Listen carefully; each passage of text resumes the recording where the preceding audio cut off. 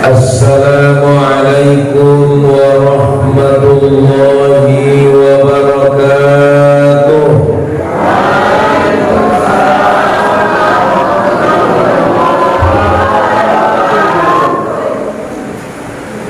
Alhamdulillahi rabbil alamin, alladhi an ashkura ni'mataka alladhi an'amta alaina wa ala walidayna wa an a'malina salihan tardah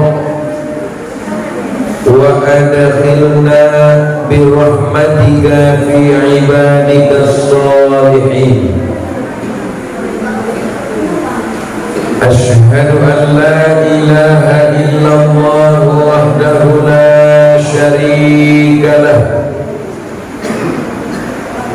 al-malikul qudusus salamul mu'minul muhaiminul azizul jabbar. Wa asyhadu anna Muhammadan abduhu wa rasuluh. Allahumma salli wa sallim wa barik ala Muhammad wa ala alihi wa ashabihi wa dhurriyyatihi wa man tabi'ahum bi ihsanin ila yaumiddin. Amma ba'du. Faqala Allah Ta'ala fi kitabil karim, a'udzu billahi minasy syaithanir rajim. Bismillahirrahmanirrahim. Ya ayyuhalladzina amanu kutiba 'alaikumus syiyam kama kutiba 'alal ladzina min qablikum la'allakum tattaqun. Wa qala an-nabi sallallahu alaihi wasallam, man mata wa 'alaihi siyamihi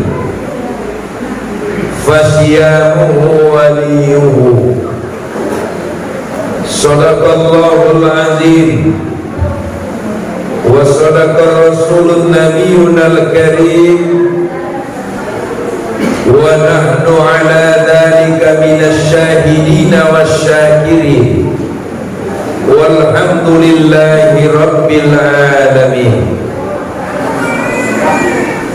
Segenap puja puji syukur kehadirat Allah Subhanahu wa ta'ala atas segala limpahan rahmat dan karunia Allah di malam hari yang penuh dengan barokah ini. Kita dapat berkumpul di masjid yang mulia ini seputaran warga masyarakat perumahan Grand Mutiara, Kota Padang Sidimpuan. Oleh karena itu, Bapak Ibu yang dirahmati Allah, mari kita sampaikan salawat dan salam keharibaan Nabi kita, Nabi Muhammad sallallahu alaihi wasallam, yang menjadi uswatun hasanah bagi kita semua dari dunia yang fana sampai ke alam baka. Salam hormat kepada Ketua BKM, para alim ulama, bapak-bapak, ibu-ibu, hadirin wal hadirat yang dirahmati Allah, adinda protokol, semua kita yang hadir pada malam hari yang berbahagia ini, termasuk anak-anak kita. Alhamdulillah, kalau saya lihat mereka sekup riang dengan acara ini, karena ini bagi mereka akan menjadi sejarah ketika mereka sudah dewasa nanti. Di masjid inilah kami pernah mengikuti acara peringatan atau penyambutan bulan suci Ramadan. Bapak Ibu hadirin wal hadirat yang dirahmati Allah Subhanahu wa taala. Muqaddimah tidak saya perpanjang lagi. Tiada terasa bahwa sebentar lagi Ramadan akan tiba. Kalau Ramadan akan tiba, Bapak Ibu yang dirahmati Allah, lalu persiapan-persiapan apa yang mesti kita persiapkan untuk menyambutnya? Ada orang kalau mau datang bulan Ramadan, berangkatlah ia ziarah kubur. Yang sebenarnya Bapak Ibu yang dirahmati Allah, kalau bercerita tentang ziarah kubur itu, sebenarnya Rasulullah telah memberikan perintah. Apa kata Nabi? Nahaitukum ziyaratil kubur faziaraha. Dulu aku melarangmu ziarah kubur, kata Nabi. Kenapa dilarang? Karena dulu ketika akidahnya sangat lemah, dulu ketika imannya sangat tipis di zaman jahiliyah, pada waktu itu nahaitukum, kata Nabi, engkau saya larang untuk ziarah. Kenapa? Karena mereka menangis di atas kubur dengan tangisan yang berlebihan, sampai-sampai mereka menggali-gali itu kuburan. Sudah macam dilabu saja, kan gitu ya. Dan kalau Bapak Ibu pernah mendengarkan kamus Islam itu, di atas pusara, kan pernah dengar itu? Daku menangis sambil bermohon, oh ibu tercinta, sungguh pilunya rasa hatiku di masa hidupku tiada berjasa. Itu katanya. Kalau kayak gitu masih lumayan. Ini digali kuburnya. Ibunda sayang, maafkan anakmu, terimalah sembah sujudku di atas pusara. Daku menangis, semoga Tuhan mengampuni. Itu katanya. Itu lagu jadul itu ya.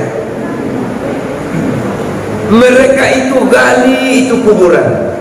Maka nahaitukum, kata Nabi. Tapi setelah akidah mulai membaik, iman sudah mulai membaik, Bapak Ibu yang dirahmati Allah, ketika itu pula berziarah, kata Nabi, maka hendaklah engkau berziarah. Ketika Nabi memerintahkan ziarah, Bapak Ibu yang dirahmati Allah, kapan waktunya kita ziarah? Bukan mau Ramadan saja, Bapak Ibu. Ini dia tahunya ziarah hanya mau Ramadan. Begitu dia datang ke makam ayah dan ibunya, makamnya sudah penuh dengan rerumputan. Begitu dia menghampiri makam ayah dan ibunya, makamnya sudah penuh dengan semak-semak. Kenapa? Karena tradisi orang-orang kita masih banyak yang berpikir ziarah kubur itu adalah hendak datangnya bulan Ramadan. Padahal kata Nabi bukan. Kalau mau ziarah kubur itu bukan karena mau datang bulan Ramadan. Tapi tujuan daripada ziarah kubur itu, Bapak Ibu yang dirahmati Allah, adalah zikrul maut, mengingatkan diri kita bahwa suatu saat kita juga akan mati seperti mereka. Makanya kalau kita masuk ke arena pekuburan itu, kata Nabi, kita harus ucapkan salam. Assalamualaikum ya ahlil kubur. Boleh. Assalamualaikum ya ahli diyar. Boleh juga. Minal mu'minina wal mu'minat wal muslimina wal muslimat, inna insya'allahu bikum lahiqun. Itu kalau lengkapnya. Keselamatan untukmu hai penghuni kubur, daripada kaum mukminin dan mukminat, daripada kaum muslimin dan muslimat. Inna insyaallah, sesungguhnya kalau kehendak Allah datang, kalau Allah menghendaki, bikum lahikun, aku akan datang menyusulmu. Makanya kalau tadi kata sambutan ketua BKM, itu batin itu. Di kampung ini tidak ada ini kampungku, ini iniku, ini iniku, aku ininya. Batin. Kenapa?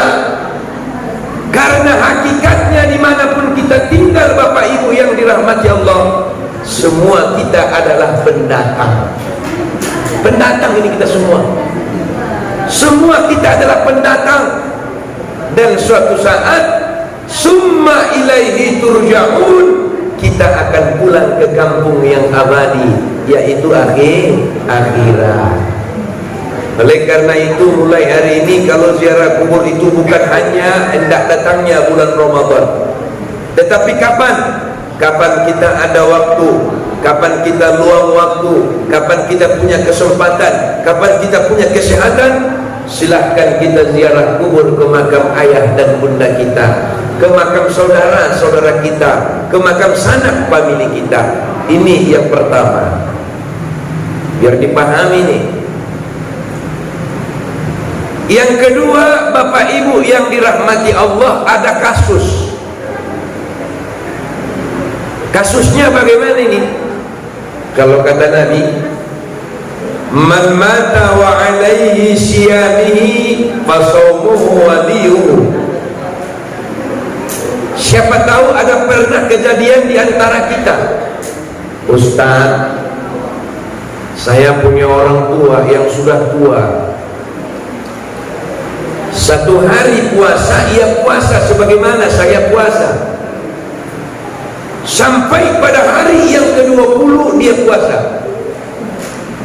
Tapi hari ke-21 dia sakit, sehingga ia tidak bisa puasa. Sampai akhirnya hari ke-30 ia tidak bisa puasa, dan setelah lebaran pun ia meninggal dunia. Artinya Bapak Ibu yang dirahmati Allah, puasa orang tua kita itu tinggal 10 hari. Puasa orang tua yang tinggal 10 hari ini, ayo kita sebagai anak kumpul kita. Kita ada 4 kakak adik, kumpul kita. Siapa yang abangan, siapa yang tahu punya kajian ilmu agama, yang paham hukumnya, kumpulkan saudara-saudara. Sini deh kakak, abang, kita kumpul. Ada apa bang? Ayat itu kan ceritanya Ramadan itu dari pertama sampai 20 puasa mantap paten. Tapi 21 sampai 30 ayah sakit sehingga ia tidak berpuasa. Dan ini dibolehkan oleh Allah. Wa man kana maridun aw ala safar, kata Allah. Dan barang siapa yang sakit boleh ia tidak berpuasa, tapi jangan pura-pura sakit Bapak Ibu. Ntar sahur dibangun ibu-ibu, Pak bangun makan. Ntar semua badanku menggigil, sakit banget. Pura-pura sakit. Allah tahu enggak itu? Tahu. Istrimu boleh tahu, boleh tidak tahu kalau kau pura-pura sakit. Orang tuamu boleh tidak tahu kalau kau pura-pura sakit. Tapi kalau Allah tahu benar, pasti tahu. Karena Allah Al-Alimun, Allah Maha mengetahui. Maka Bapak Ibu hadirin hadirat yang dirahmati Allah Subhanahu wa taala, tadi 4 bersaudara udah pada kumpul ini. Terus maksud abang kita dikumpulin mau ngapain bang? Mau bagi harta warisan ya? Oh, dia pikir dikumpulin mau bagi harta warisan ini.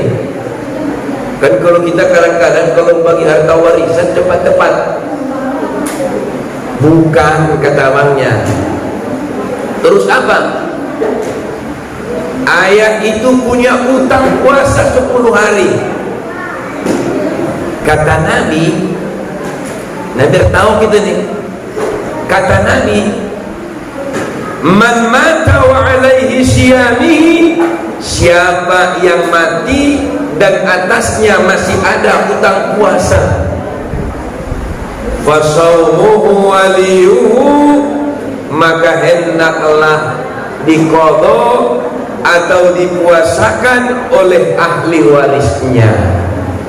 Jadi boleh kita ganti puasa ayah kita yang mati, boleh kita ganti puasa ibu kita yang mati. Datang anak pertama, kalau gitu ceritanya bang amaku 2 hari dah. Alhamdulillah. Kalau gitu ceritanya aku 2 juga bang. Alhamdulillah. Udah 4 nih.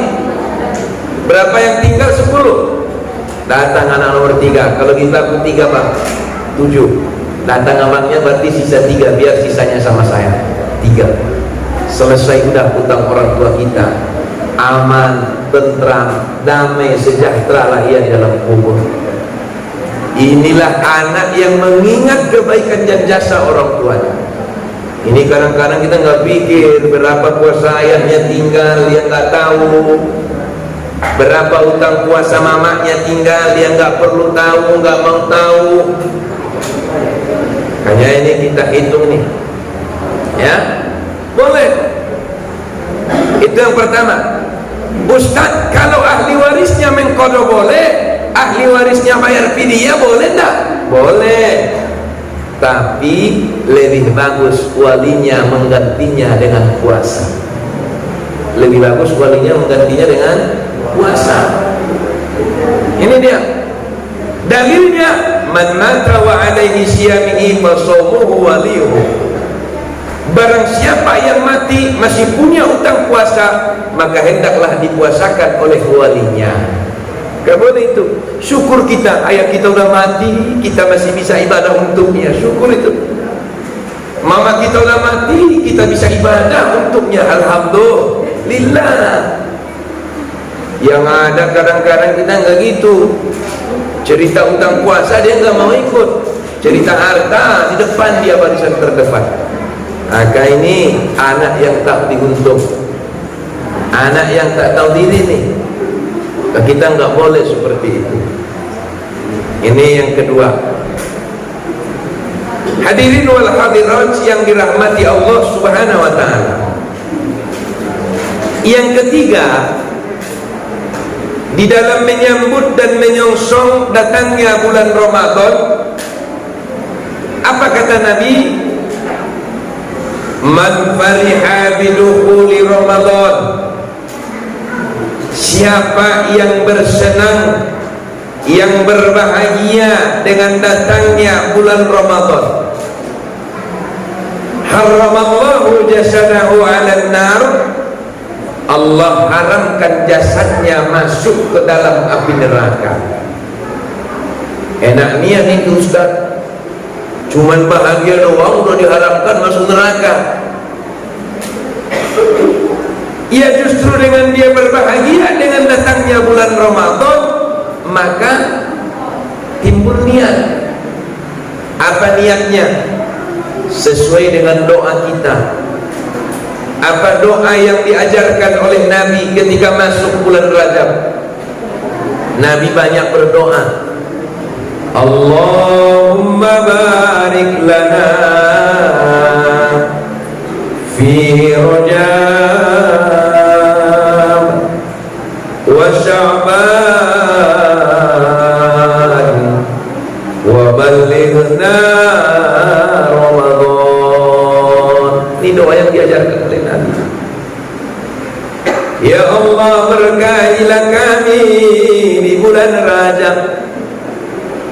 Ya Allah, berkahilah kami di bulan Sya'ban. Wa ballighna Ramadan, dan sampaikanlah kami pada bulan Ramadan-Mu. Sampaikan kami pada bulan Ramadan. Doa ini pendek Bapak Ibu. Doa ini singkat Bapak Ibu. Tapi penghayatan dan pekajian yang dalam perlu kita jadikan dalam hati diri kita. Apa itu? Wa ballighna Ramadan. Dan sampaikanlah kami pada bulan Ramadan. Dan perlu kita pahami, tidak semua orang sampai pada bulan Ramadan itu. Tahun lalu ayahnya masih ikut sahur, tahun ini kagak.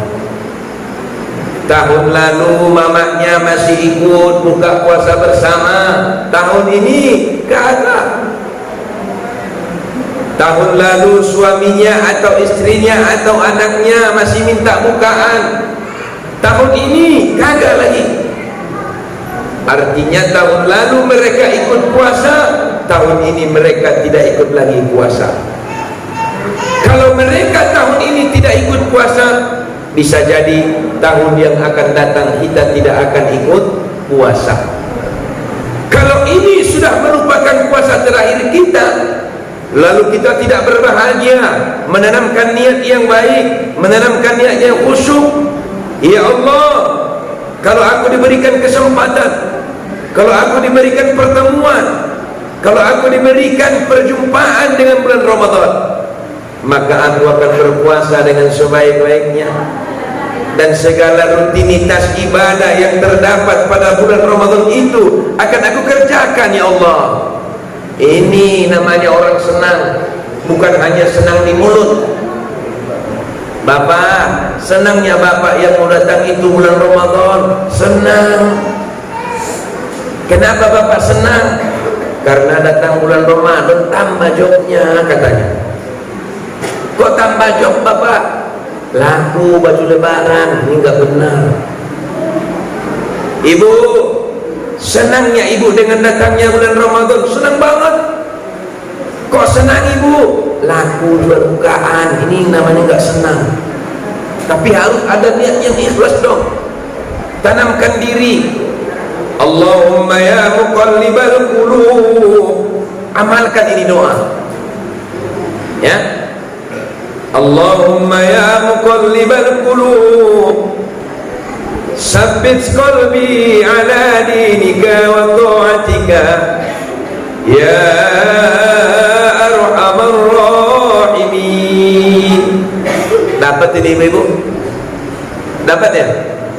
Coba. Allahumma ya muqallibal qulub, sabbit qalbi ala dinika wa ta'atika ya arhamar rahimin. Lagian nanti kalau nggak dapat kan udah direkam ini, dikirim nanti sama adin dan protokol, ya kan? Ya Allah yang membolak-balikkan hati, katanya, teguhkan hatiku. Kenapa? Karena yang membolak-balikkan hati kita itu Allah, bapak-bapak. Makanya kejadian sehari puasa, sehari kagak, macam ayam aja, sehari bertelur, sehari enggak, kan gitu. besok puasa, besoknya enggak. Hari ini sholat, besok enggak sholat. Zuhur sholat, asar kagak. Kenapa? Belum ada keteguhan hati. Hari ini puasa, besok tidak. Hari ini tadarusan, besoknya tidak lagi. Kenapa? Karena tidak ada keteguhan hati. Maka kita minta kepada Allah, Allahumma ya muqallibal qulub, wahai zat yang membolak-balikkan hati, sabbit qalbi, teguhkan hatiku, ala dinika, atas agamamu, wa ta'atika, dan ketaatan kepadamu, ya arhamar rahimin, wahai zat yang maha pengasih lagi maha penyayang. Mantapnya Bapak Ibu, ini doa pernah saya lakuin sama air minum. Kemarin datang emak-emak ke rumah, datang ke rumah saya. Assalamualaikum, waalaikumsalam warahmatullahi wabarakatuh. Emak-emak ini curhat, ada anakku Ustaz yang bandelan kali katanya. Bandel macam mana? Tidak mau sekolah, udah dibujuk kagak mau, dirayu kagak mau, dikerasin juga tidak mau. Terus tolonglah, apa doanya Ustaz, biar anakku diberikan petunjuk hidayah, kelembutan hati. Saya bilang, doa ibu lebih manjur untuk anak ibu, bukan saya, bukan saya. Terus bagaimana caranya? Saya tuliskan ini doa, Allahumma ya muqallibal qulub, sabbit qalbi ala dinika wa ta'atika ya arhamar rahimin. Caranya bagaimana Ustaz? Kau ambil air putih seperti ini, kau ambil air putih seperti ini, kau bacakan Allahumma ya muqallibal qulub. Kalau bisa doanya habis sholat, habis sholat, Allahumma ya muqallibal qulub, sabbit qalbi ala dinika wa ta'atika ya arhamar rahimin. Kau tiup, kau minta kepada Allah biar Allah meneguhkan hatinya dalam kebenaran. Kau minumkan sama anakmu. Berapa kali Ustaz? Sering. Jangan kita hitung berapa kali, macam dokter aja 3 kali sehari kan. Sering-sering aja. Pulang dia amalkan ini doa. Bapak Ibu yang dirahmati Allah Subhanahu wa taala, 2 bulan kemudian saya dapat telepon, alhamdulillah Ustaz, anak sudah rajin lagi sekolah gitu. Alhamdulillah. Siapa tahu nih ada anak-anak yang bandel-bandel kan gitu. Siapa tahu. Ya. Saya bilang samanya, alhamdulillah, untung ibu datangnya sama Ustaz. Kalau sama dukun, hati-hati. Datang dukun, oh tetanggamu sirik samamu, kata dukun kan gitu ya. Lalu anakmu diguna-gunain, akhirnya melawan. Terus bagaimana Mbah? Katanya pula nanti kan. Kalau gitu kau bawa ke sini apa? Naik kelelawar, katanya pula. Susah pula dia buat itu. Itu diminumin sama anakmu. Coba kau bayangkan, baik kelelawar kasih air minuman sama anak kita, makin nakal apa makin jahat? Ya makin jahat lah. Tapi kasih minum yang mudah didoa oleh ibunya. Itu dia, baru mantap. Udah. Lalu dengan niat yang ikhlas ini Bapak Ibu yang dirahmati Allah, dengan kebahagiaan kita dengan datangnya bulan Ramadan, apa kata Nabi? Nabi sallallahu alaihi wasallam memberikan motivasi untuk kita.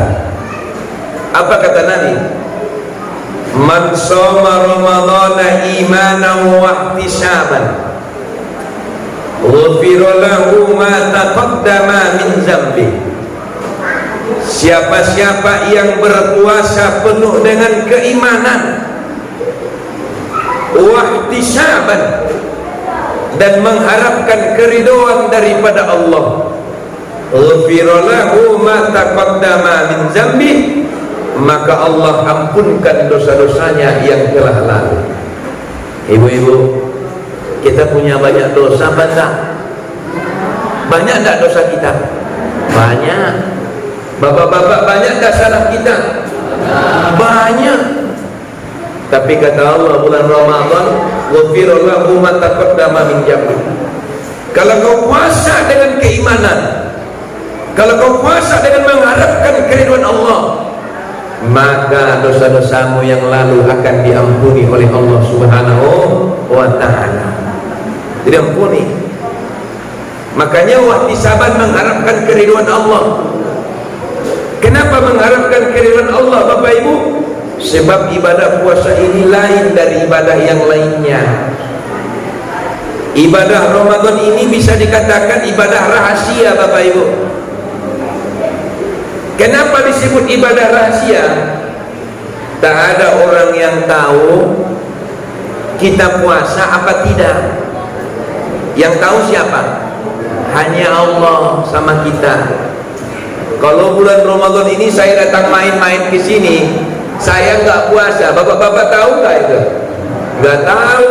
Lagian kalian mikirnya nggak mungkin Ustaz itu nggak puasa. Padahal tadi di Jalan Baru saya baru makan Indomie, kan begitu. Saya lap ini bibir, datang saya kemari pura-pura lemas. Lemas sekali Ustaz. Maklum puasa. Padahal di Jalan Baru baru makan Indomie sama kelapa muda.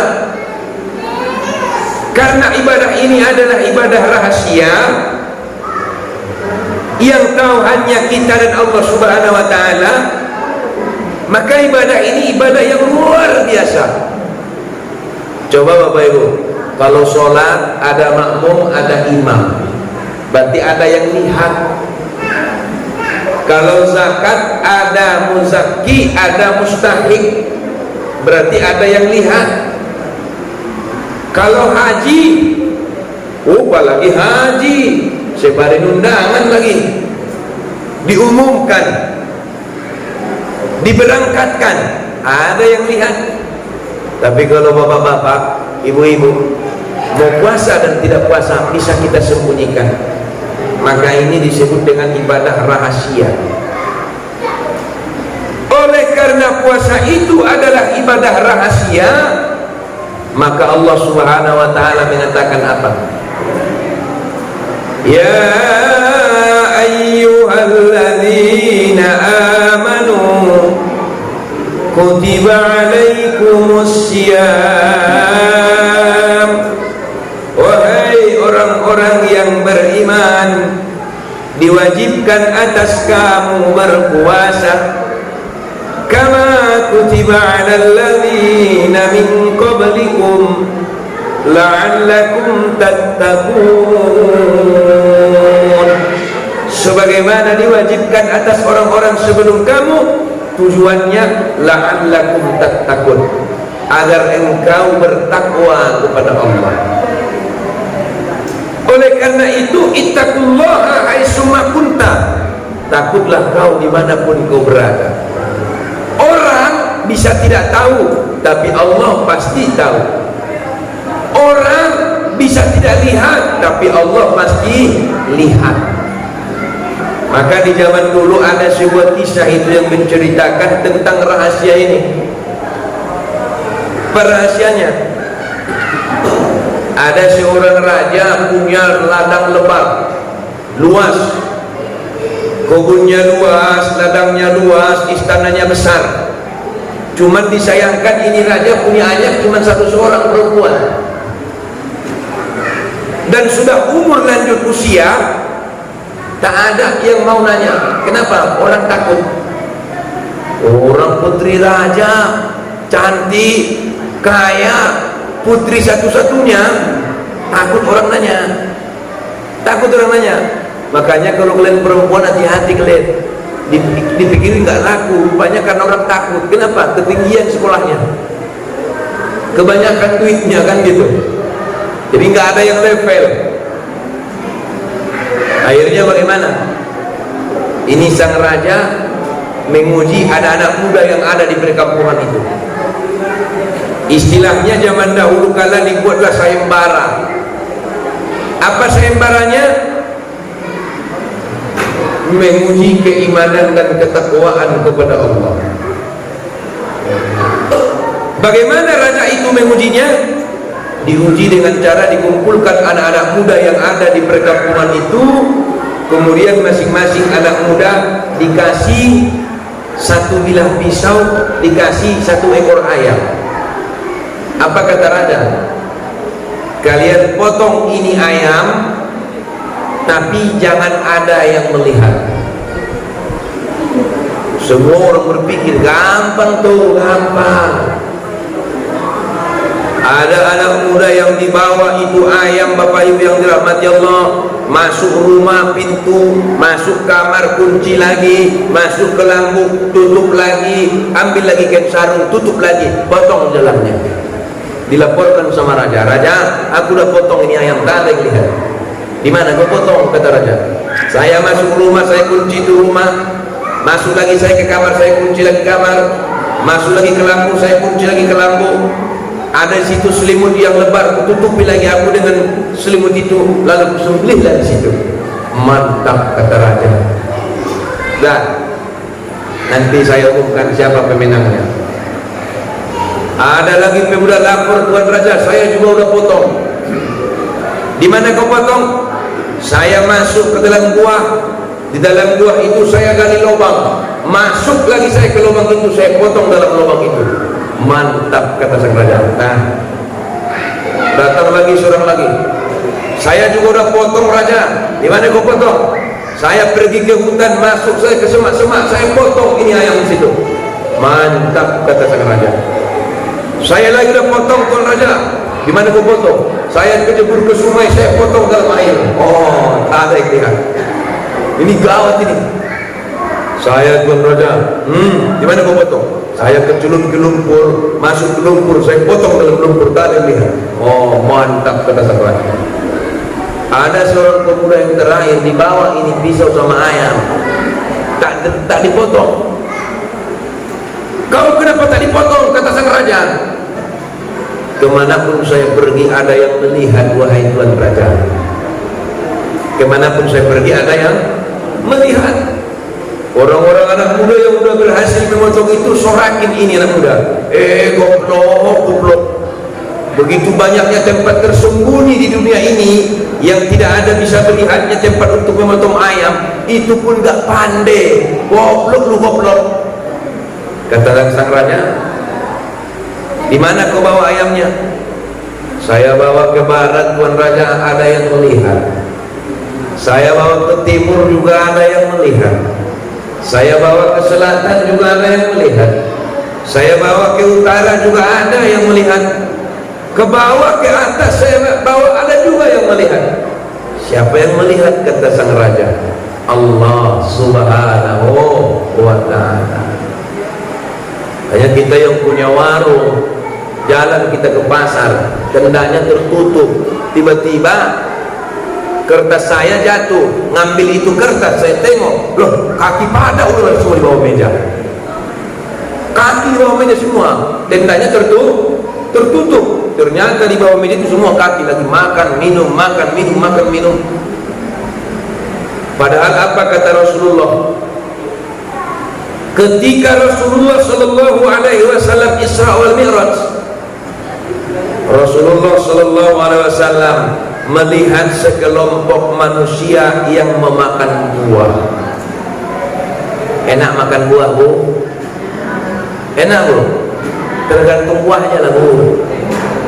Masa semua buah enak? Kan gitu ya? Ya kan, Bapak? Masa semua buah enak? Rasulullah melihat sekelompok manusia yang makan buah, pahit rasanya, tajam durinya, panas, sampai-sampai orang yang memakan ini buah meleleh lidahnya, meleleh bibirnya, meleleh giginya. Lalu Rasulullah pun kasihan melihatnya. Apa kata Nabi? Ya Jibril, ya Jibril, kenapa itu umatku memakan buah yang berduri tajam rasanya? Kenapa itu umatku memakan buah yang pahit rasanya? Kenapa itu umatku memakan buah yang panas rasanya? meleleh lidahnya, meleleh bibirnya, meleleh giginya, tapi masih saja dimakannya. Apa kata Jibril? Itulah umatmu wahai Rasulullah. Siapa itu? Orang yang berjumpa dengan bulan Ramadan, orang yang bersuau dengan bulan Ramadan, orang yang sehat badannya, sehat jiwanya, sehat raganya, tak ada halangan apapun yang menghalanginya untuk puasa pada bulan Ramadan, lalu ia tidak puasa, enak saja ia makan minum, nanti apapun yang ia makan dan minum itu akan diganti dengan buah yang seperti itu. Maka hati-hati kita, apalagi kita yang mulai usia ini, Bapak Ibu yang dirahmati Allah, malas dia puasa. Akibatnya apa? Akibatnya itu makan buah yang berduri, pahit rasanya, tajam durinya, dan panas rasanya. Meleleh lidahnya, meleleh bibirnya, meleleh giginya. Apa enggak sakit itu Bapak Ibu? Makanya kita ini harus benar-benar punya niat yang bagus. Bagaimana kita melaksanakan ibadah puasa dengan sebaik-baiknya, ya, dari pembukaan sampai penutupan. Jangan hanya pembukaan dan penutupan kan gitu, tapi sampai. Karena ada orang itu pembukaan sama penutupan aja. Datang telepon anaknya dari rantau, assalamualaikum ayah. Waalaikumsalam anakku. Puasa ayah? Alhamdulillah, dari pertama dan terakhir mantap. Pikir anaknya puasa ayahnya full. Telepon mamanya, assalamualaikum mama. Waalaikumsalam nah. Puasa mama? Alhamdulillah, dari pertama sampai terakhir full mah. Kok beda jawabnya? Mama dari pertama sampai terakhir, ayah pertama dan terakhir.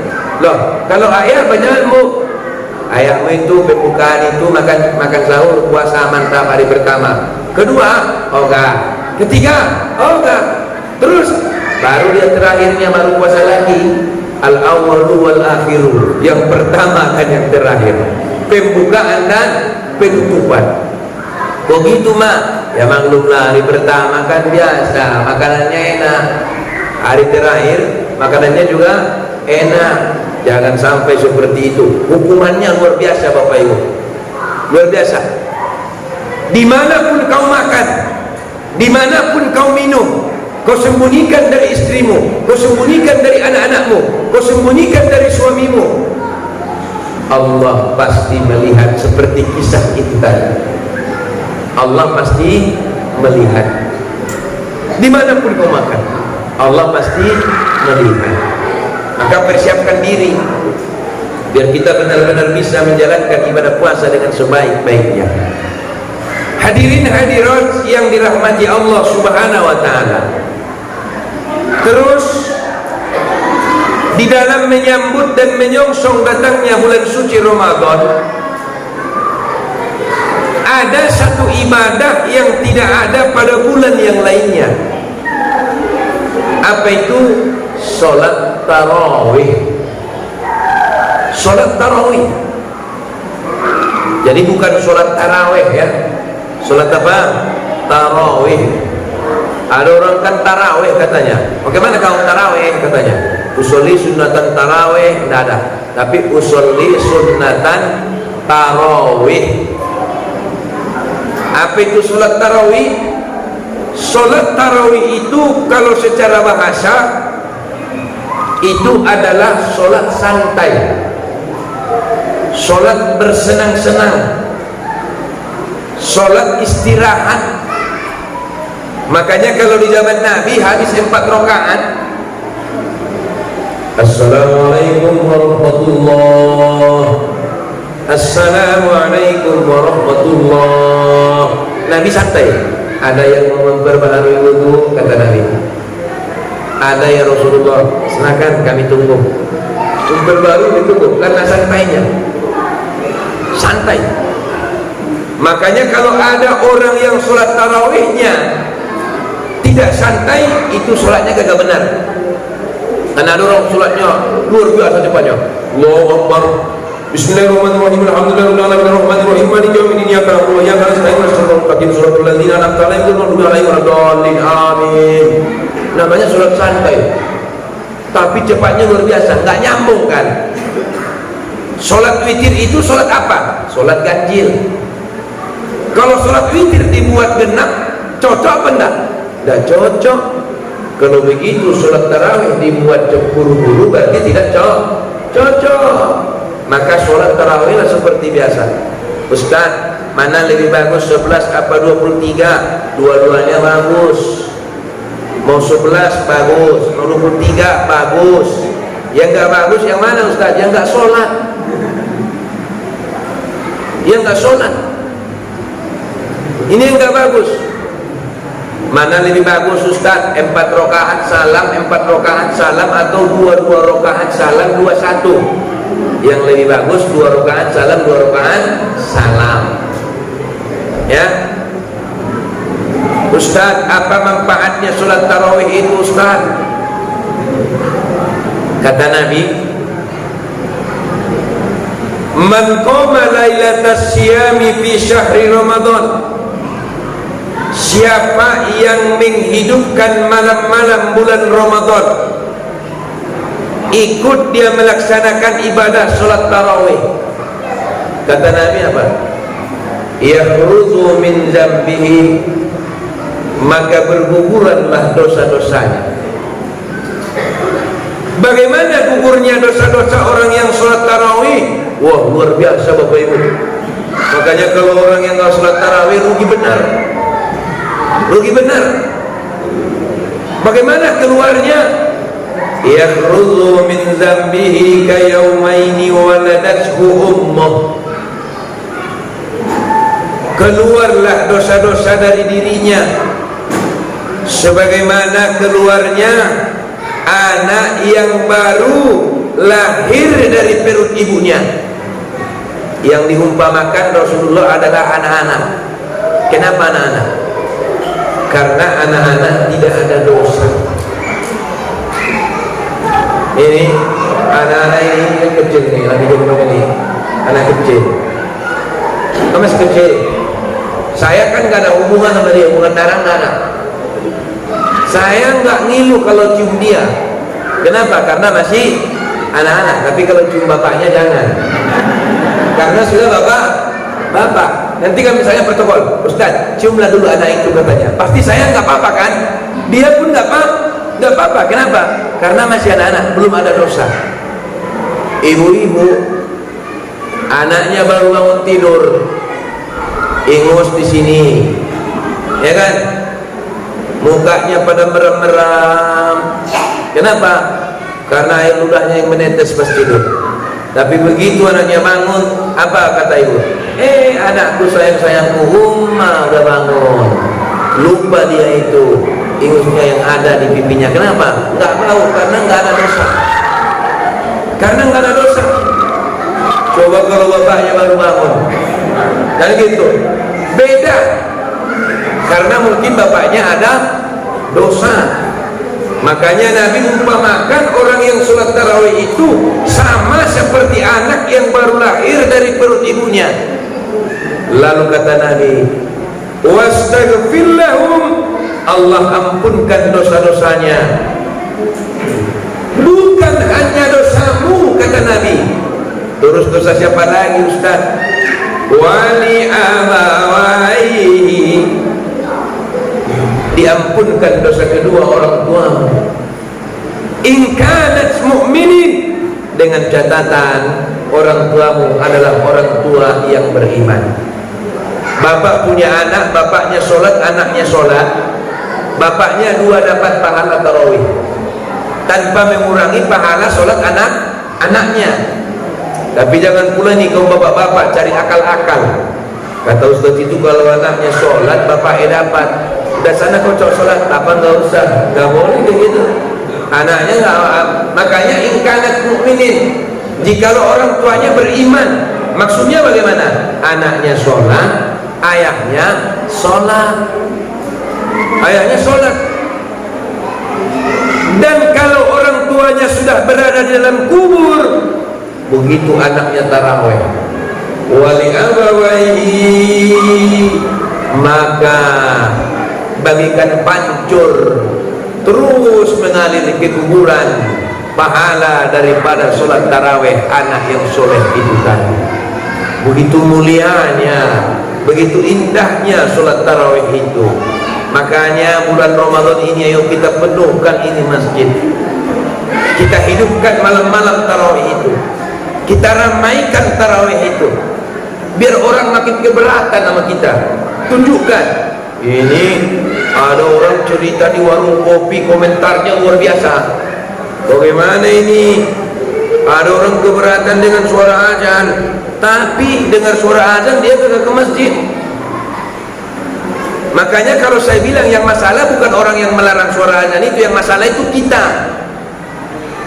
Kau keberatan, ada orang yang keberatan dengan suara azan, tapi begitu dengarkan suara azan, kamu sendiri tak menghiraukan panggilan suara azan itu. Kau keberatan dengan orang yang tidak membolehkan sholat ke masjid, tapi kau tak pernah berpikir begitu pintu masjid itu terbuka, kau sendiri tak datang ke masjid itu. Tapi yang masalah itu sebenarnya kita.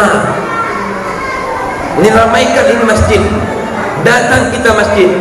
Apa? Tadarus rame-rame enak kan? Tadarus rame-rame enak, tarawih rame-rame enak. Bapak-bapak misalnya sebelah sini, emak-emaknya sebelah sana, atau dibuat dia persib. Bapak-bapak, ibu-ibu misalnya habis tarawih langsung tadarus sampai jam sekian. Habis ibu-ibu masuk bapak-bapak. Ibu-ibu pandai-pandai ambil hati kaum bapak. Kalau bapak-bapaknya lagi enak-enak tadarus di masjid, antarin kopi ke sini. Kan dapat pahala pandai ibu-ibu kalau gitu. Dapat pahala. Dengarkan suara tadarus Al-Quran kan? Kau dengarkan suara tadarus Al-Quran dari masjid, datang kau siapkan kopi.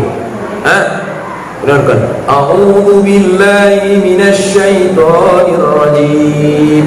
Coba antar ini ke mana? Ke masjid. Apa ini mak? Kopi. Datang dia. Udah kau antar nak? Udah. Berapa orang yang tadarus di situ? Ada 10 orang mak. Masya Allah. 10 orang. Besoknya lagi. Coba apa mak? Antarkan ini ke masjid. Apa ini mak? Karena mereka makin rajin, meningkat. Kalau semalam kopi, malam ini kopi susu. Kau bapak ini semangat. Dah, kasih lagi, antar lagi. Kan gitu. Malamnya lagi, coba apa mak? Banyak yang tadarus itu, kau tengok. Ada mah 15 orang. Susu telur. Ya, siapa tahu kita yang punya banyak rezeki, mungkin inilah waktu kita untuk memperbanyak ibadah kepada Allah Subhanahu wa taala. Ya kan? Ibadah kepada Allah. Bapak Ibu yang dirahmati Allah, untuk itu perlu kita pahami bersama. Salat tarawih itu takkan kita dapatkan kecuali pada bulan Ramadan. Apa kata Allah? Kata Allah, wa minal laili fatahajjat bihi nafilatan laka ayyab'asama rabbuka maqaman mahmuda. Dan daripada sebagian malammu hendaklah engkau bermunajat kepada Allah, termasuklah itu solat tarawih, termasuklah itu solat tahajud. Pokoknya yang namanya qiyamul lail. Apa tujuannya? Sebagai tambahan ibadah untukmu, agar Allah mengangkat derajatmu ke tempat yang mulia. Jadi orang yang sholat tarawih itu nanti hari raya, habis hari raya Allah angkat derajatnya, Allah muliakan kehidupannya. Orang yang suka sholat tarawih, orang yang tadarusan Al-Quran. Ibu-ibu, ini suami-suami kalian ini belum tentu menjadi teman setia kalian dunia akhirat. Bapak-bapak juga seperti itu. Ini istri-istri kalian ini belum tentu menjadi teman setia dunia akhirat, belum tentu. Nanti kalau bapak-bapak nak meninggal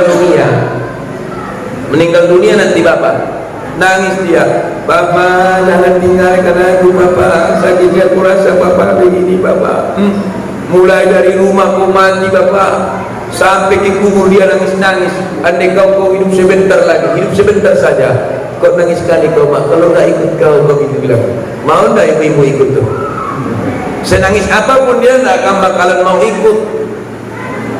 Kalau begitu sahabat setiap kita siapa? Yang pertama amal ibadah. Yang kedua kata Nabi, Iqra'ul Qur'an fa innahu ya'ti fi yaumal qiyamah syafi'an li ashabi. Bacalah Al-Qur'an, sesungguhnya pada hari kiamat dia akan datang memberikan syafaat kepada sahabat-sahabatnya. Siapa sahabat Al-Qur'an itu? Orang yang mau membaca Al-Qur'an. Baca Al-Quran. Kalau orang baca Al-Quran paham gak paham dapat pahala Bapak Ibu. Paham gak paham dapat pahala. Apalagi paham, diamalkan atau gak diamalkan dapat pahala. Apalagi diamalkan. Kata Nabi, man qara'a Al-Quran harfa, siapa membaca Al-Quran satu huruf saja, maka seolah-olah dia mendapatkan pahala 10 kebaikan. Bagaimana itu satu huruf wahai Rasulullah? Alif lam mim. Alif harfan, lam harfan, mim harfan. Alif satu huruf, lam satu huruf, mim satu huruf. Berarti baru alif lam mim. Alif lam mim. Bapak Ibu sudah mendapatkan 30 kebaikan. Begitu luar biasanya bacaan Al-Quran. Makanya kadang-kadang ada orang kerepotan dia. Ada bapak-bapak ngadu sama saya, Ustaz, Bapak, saya bilang, di Banjar itu enggak enak Ustaz. 4 alim ulama tak ada yang paten, katanya. Kenapa enggak ada yang paten? Malim yang ini Ustaz ayatnya pendek-pendek kali. Malim yang ini panjang-panjang kali. Malim yang ini cepat-cepat kali. Malim yang ini lembek-lembek kali. Dia bilang, bukan malim yang enggak paten, hatimu yang enggak paten. Dia bilang, kenapa? Masa 4 alim ulama enggak ada yang cocok, berarti hatimu yang bermasalah. Oh, punya imam sholat ayatnya panjang, nikmati aja, dengarkan aja. Fastami'u la'allakum turhamun. Maka kau dengarkan agar engkau mendapatkan rahmat dari Allah Subhanahu wa ta'ala. Mendengarkannya saja, belum membaca, mendengar, dapat rahmat kau. Kau dengarkan simaknya rahmatnya, satu huruf 10 kebaikan ya Allah. Tapi Ustaz kepanjangan ayatnya Ustaz, udah gemetar kakiku. Maklumlah yang tua-tua ini Ustaz, karena kalau yang tua ini gemetar kakinya, sampai-sampai dari belakang dicaci-caci itu imam. Ini imam tak tahu ya aturan ini. Tahu dia gemetar kaki saya, masih lanjut-lanjut juga, masih panjang-panjang. Nanti habis sholat awas kau yang malimnya. Kan gitu dalam hatinya, kan gitu. Kenapa timbul seperti itu? Karena dia kurang hakikat. Ini yang kurang hakikat. Tapi ada juga di belakang yang gemetar kakinya, tapi dia sabar. Sabar dia, kenapa sabar? Ista'inu bis-sabri was-shalah. Dia jadikan penolong hidupnya sabar dan sholat. Gemetar kakinya tapi dia bersyukur. Gemetar kakinya dia bersyukur. Kenapa bersyukur? Al-yawma nakhtimu ala afwahihim wa tukallimuna aydihim wa tashhadu arjuluhum bima kanu yaksibun. Suatu hari nanti mulut ini akan ditutup dan yang bicara adalah tangan, yang bicara adalah kaki. Suatu hari nanti ketika kaki ini mau dihukum karena banyak melangkah ke tempat-tempat maksiat, lalu datang malaikat rahmat, ya Rabb, jangan kau pukul ini kaki. Kenapa? Karena ini kaki sering gemetar waktu menyembahmu ya Rabb. Kau bersyukur kalau bapak-bapak kalau gemetar kakinya ketika sholat. Nanti kan bahaya. Pernah tak gemetar kakimu waktu sholat? Bapak tidak wahai malaikat. Pang, kata malaikat itu. Pernah nggak gemetar kakimu ketika main skater? Sering. Pang lagi. Pang lagi kan gitu. Waktu sholat nggak pernah, main skater sering kan gitu. Pernah nggak kakimu gemetar ketika main catur? Sering. Pang lagi kan gitu. Pernah nggak matamu ngantuk ketika sholat? Pernah ya Allah. Ini mata nggak boleh dipukul, kata malaikat rahmat. Ini jawabannya nggak pernah. Pernah nggak matamu ngantuk ketika sholat? Pernah ya Allah, tapi saya tahankan demi menyembahmu ya Allah. Dihapus malaikat rahmat. Nggak boleh dihukum di mata, walaupun di dunia sering ngelirik-ngelirik. Ya kan?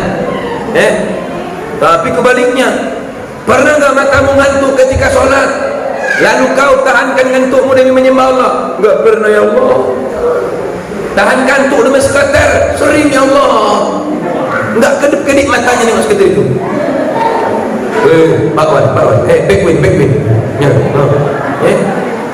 Pernah enggak kau tahan ngantuk nonton bola? Sering ya Allah. Pang.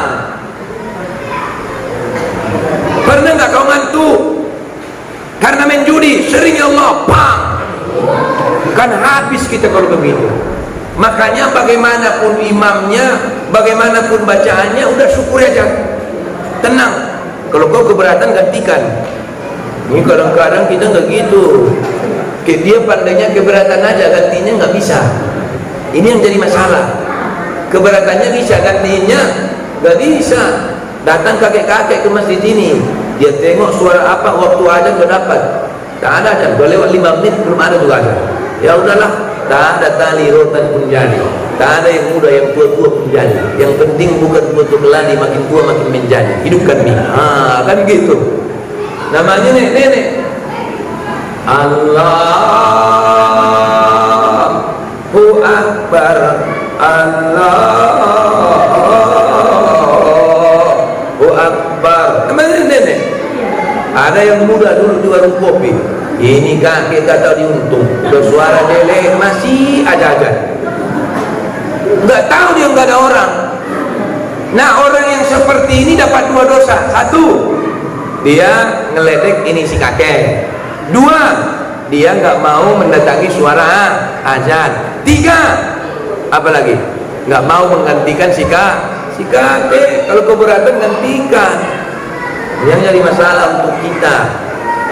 Makanya usahakan bulan Ramadan ini kita khatam Al-Quran, ya, biar jadi syafaat untuk kita nantinya. Bapak Ibu hadirin wal hadirat yang dirahmati Allah Subhanahu wa taala. Masih tahan ini? Tahan ya? Ya. Masih tahan. Nanti dilanjutkan rupanya nggak tahan lagi kan? Kemudian di dalam melaksanakan ibadah puasa itu ada seorang Habib Ismail. Dia pernah berkata, kau yang punya penyakit ma. Alasannya kan selalu penyakit ma, nggak bisa puasa. Padahal kata Nabi, sumu tasihu, puasalah kau biar engkau sehat. Itu kata Nabi. Kalau kata dokter apa? Hamil. Hamil itu apa Bapak Ibu? Hamil itu bahasa Arab. Apa itu artinya? Kandungan. Selama 11 bulan ini perut tak pernah istirahat dari makanan dan minuman. Maka selama sebulan kita ini perlu diistirahatkan. Maka dari situlah kata dokter, kita mendapatkan kesehatan jasmani dan rohani. Itu malah ada orang maaf katanya. Maka kata Habib Ismail, man qara'a suratul li'ila fi Quraish bisyuhur, siapa yang membaca li'ila fi Quraish pada waktu sahur. Tahu Bapak Ibu li'ila fi Quraish pendek kan? Li'ila fi Quraish ila fihim rihlatash shita'i was-sayf falyaqudu rabb hadzal bait alladzi at'amahum min ju' wa amanahum min khauf. Katanya, kafarallahu ayyastaharra, maka Allah subhanahu wa ta'ala akan menghilangkan haus dahaga daripadanya pada siang harinya. Ya, makanya kapan waktu bacanya Ustaz? Pada waktu sahur. Jadi pada waktu sahur itu ada dua amalan yang bagus. Apa itu? Yang pertama itu tadi kita baca li ila fi Quraisy. Yang kedua kata Allah, wastaghfiru bil ashar, hendaklah engkau memperbanyak istighfar pada waktu sahur. Jadi kalau kita waktu sahur, sunnahnya itu dilambatkan. Apanya yang dilambatkan Ustaz? Waktunya, bukan cara makannya yang dilambatkan, kan gitu. Oh, lambat kali kau makan. Nah, kata Ustaz, kan lambat Pak, makanya aku lambatin, katanya. Dikunyahnya katanya lagi, lambat dikunyahnya. Bukan itu, tapi waktunya. Sehingga diharapkan Bapak Ibu yang dirahmati Allah, begitu selesai dia makan sahur, tak lama kemudian dapatlah waktu subuh. Ada waktunya untuk qiyamul lail, ada waktunya untuk berzikir, ada waktunya untuk beristighfar. Silakan. Maka perbanyaklah istighfar di waktu sahur. Ustaz, ya, saya punya teh manis tinggal setengah gelas lagi. Tiba-tiba dari masjid ada pengumuman, kaum muslimin dan muslimah, waktu imsak telah tiba. Ini teh manis yang setengah gelas lagi ini masih boleh kau minum apa kagak? Boleh. Saya masih punya nasi setengah piring lagi. Ini nasi yang setengah piring lagi masih boleh saya minum apa kagak? Boleh. Kalau masih imsak. Kenapa? Karena imsak itu bukan batas waktu, tapi imsak itu adalah waspada, hati-hati, jaga-jaga, ya. Jangan pula udah imsak di situ lagi mau bikin kopi, kan gitu. Udah imsak di situ lagi mau bikin teh manis. Udah imsak di situ lagi dia mau makan, mau tambah. Jangan pula kayak gitu. Ya. Niatnya Ustaz, apakah sebelum makan atau sesudah makan? Kalau dia sahur, sebelum pun boleh, sesudah pun boleh. Bahkan kalau sholat tarawih, ujung-ujungnya apa kata Bilal? Inusyamu rahimakumullah, berniatlah engkau untuk berpuasa, maka engkau akan mendapatkan rahmat dari Allah. Nawaitu shawma ghadin an adai fardi syahri Ramadan hadhihi sanati lillahi ta'ala. Pas hari kelima Ustaz, saya makan sahur, enggak, saya baca niatnya, lupa saya Ustaz. Macam mana puasa saya Ustaz? Oh, lupa dia. Pas hari kelima, puasamu tetap sah, tak kurang nilainya, tak kurang pahalanya. Kenapa?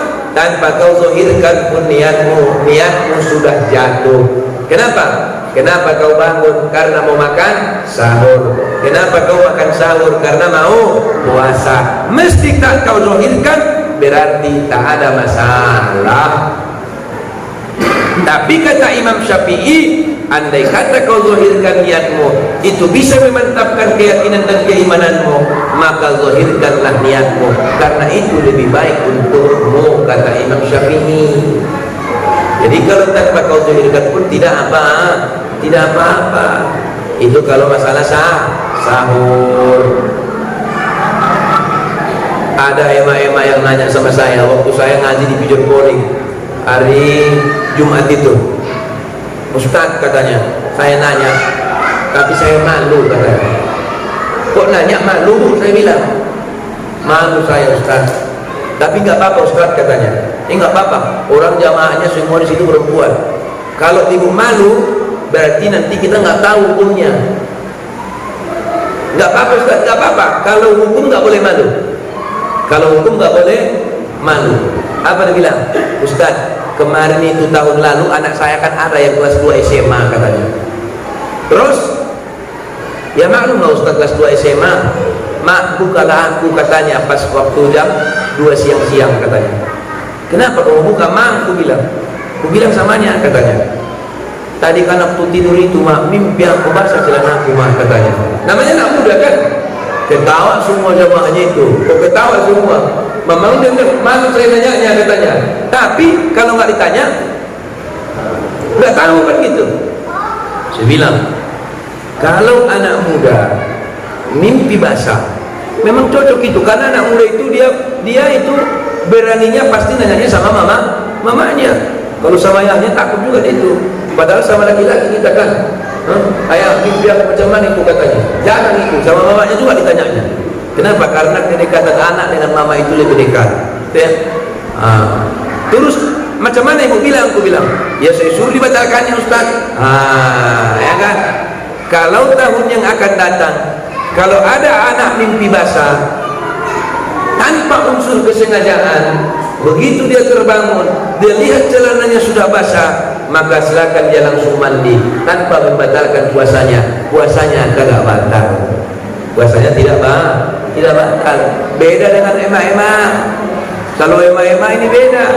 Ustaz, pas jam 5 sore Ustaz datang sahabat setiaku yang menghampiriku sekali sebulan.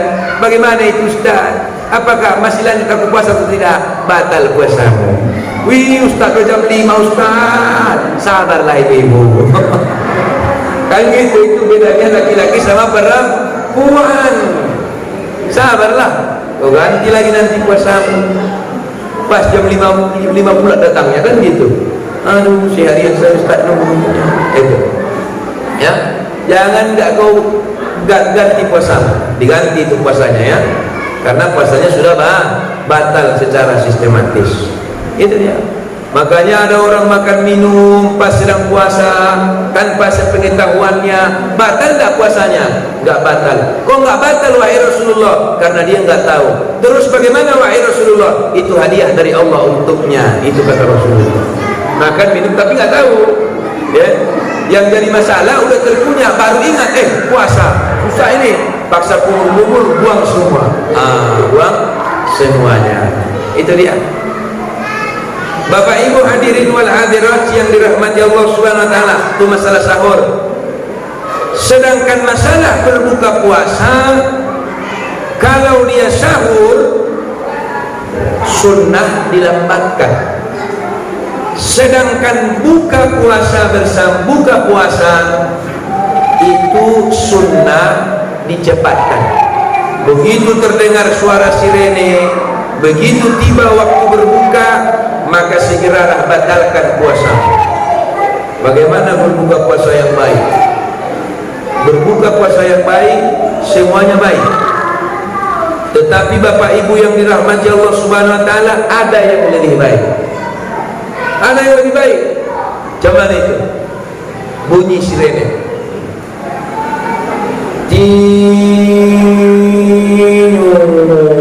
Betul, demikian ini berpegang kian. Begitu bunyi, habis kau. Udah bikin teh manis dingin kan begitu. Alhamdulillah. Bismillahirrahmanirrahim. Allahumma laka sumtu wa bika amantu wa ala rizqika aftartu bi rahmatika ya arhamar rahimin. Contohnya diminum jam 9. Gitu ibu-ibu bikin. Gitu. Bapak-bapak bikinnya gitu. Habis 1 gelas. Tapi tentunya gini. Yang jadi masalah bukan habis atau tidak habisnya, caranya. Tinyur kan gitu. Bismillahirrahmanirrahim. Allahumma laka sumtu wa bika amantu wa ala rizqika aftartu bi rahmatika ya arhamar rahimin. Gitu Bapak Ibu? Gitu apa enggak? Hah? Ya gitu. Ibu-ibu gitu. Serius nih? Begitu? Hah? Makan kurma, mihun, apa lagi? Pokoknya kamu baca doanya dulu atau makan baru makan? Baca doa dulu. Doa Allahumma laka sumtu. Bagus apa enggak kayak gitu? Ada yang lebih bagus. Ada yang lebih bagus. Ibu-ibu dari kecil udah diajarin doa mau makan Allahumma barik lana, tapi pas puasa lupa dia Allahumma barik lana, langsung Allahumma laka sumtu, ya kan? Langsung Allahumma laka sumtu. Terus bagaimana Ustaz? Begitu sirene bunyi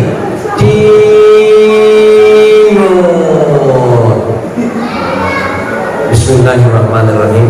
Allahumma barik lana fima razaqtana wa qina azabannar. Apapun minumannya, apapun makanannya, Allahumma barik lana fima razaqtana wa qina azabannar. Batal puasamu. Udah batal, baru Allahumma laka sumtu wa bika amantu wa ala rizqika aftartu bi rahmatika ya arhamar rahimin. Ini maksud saya, bukan masalah apa makanannya. Ya, ada orang langsung dari kecil dia udah tahu. Sekolah TK, doa mau makan Allahumma barik lana. Pas puasa inut lupa Allahumma barik, langsung Allahumma laka sumtu wa bika amantu wa ala rizqika aftartu bi rahmatika ya arhamar rahimin. Kenapa Bapak Ibu melakukan hal seperti itu? Karena Bapak Ibu kurang memahami. Di mana kurang pemahamannya? Pemahaman terhadap maknanya. Makna yang mana? Allahumma laka sumtu, ya Allah, karenamulah aku berpuasa. Wa bika amantu, dan kepadamulah aku beriman. Wa ala rizqika aftartu, dan atas rezekimu yang telah kumakan. Itu artinya berarti makan dulu. Jadi aftartu itu yang sudah dilakukan, berarti batal dulu. Batal dulu. Birahmatika ya arhamar rahimin. Baru ini hilang sunnah yang satu gara-gara sunnah yang satu. Kalau tadi caranya seperti itu, dapat dua-dua sunnahnya, makin mantap puasanya. Ini yang mau kita perhatikan Bapak Ibu, ya, ini yang mau kita perhatikan. Ini langsung Allahumma laka sumtu wa bika amantu wa ala rizqika aftartu bi rahmatika ya arhamar rahimin. Jadi belum dia makan, belum batal. Jadi batal dulu, batal dulu. Nah setelah itu mau makan, mau minum, mau sholat, terserah kita. Inilah ajaran-ajaran yang disunnahkan oleh Rasulullah Sallallahu Alaihi Wasallam. Bapak Ibu hadirin wal hadirat yang dirahmati Allah Subhanahu Wa Taala, inilah yang dapat saya sampaikan pada malam hari ini. Terima kasih atas segala perhatian, mohon maaf atas segala kehilapan. Semoga apa yang saya sampaikan dapat berkesan dan bermanfaat untuk kita semua, serta kepada Allah kita mohon ampun. Assalamualaikum warahmatullahi wabarakatuh.